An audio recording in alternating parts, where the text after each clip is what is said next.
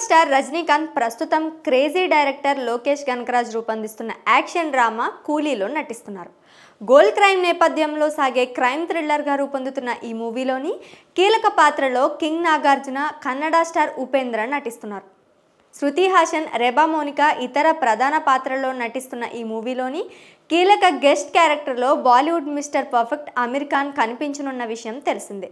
ఇప్పటికే అంచనాలు తారా స్థాయికి చేరుకున్న ఈ సినిమాని ఆగస్టు 14న భారీ స్థాయిలో రిలీజ్ చేయబోతున్నారు. నాన్ థియేట్రికల్ రైట్స్ ప్రకారం ఇప్పటికే హాట్ టాపిక్గా మారిన ఈ మూవీ రజనీ కెరీర్లోనే హైయెస్ట్ వసూళ్లని రాబట్టే అవకాశం ఉందని ట్రేడ్ వర్గాలు అంచనా వేస్తున్నాయి.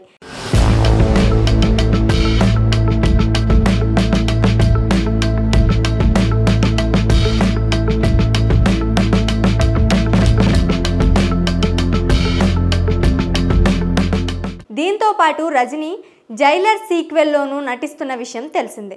నెల్సన్ డైరెక్ట్ చేస్తున్న ఈ మూవీని సన్ పిక్చర్స్ అధినేత కళానిధి మారన్ నిర్మిస్తున్నారు. ఇందులో ఎక్కువగా మలయాళ ఆర్టిస్టులు నటిస్తున్నారు. అయితే పవర్ఫుల్ విలన్గా దర్శకుడు ఎస్జే సూర్య నటిస్తున్నారు. తనతో పాటు ఇందులో మరో పవర్ఫుల్ అతిథి పాత్ర ఉందట. దాన్ని బాలీవుడ్ బాద్షా షారూఖ్ ఖాన్తో చేస్తే బాగుంటుందని దర్శకుడు భావిస్తున్నట్టు వార్తలు వినిపిస్తున్నాయి.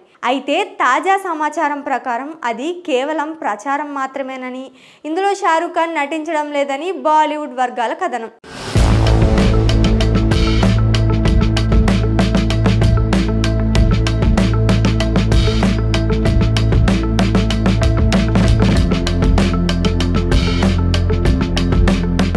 రెండు 2023లో రజనీ, నెల్సన్ దిలీప్ కుమార్ల కాంబినేషన్లో వచ్చిన జైలర్ ఏ స్థాయి సంచలనాలు సృష్టించిందో తెలిసిందే.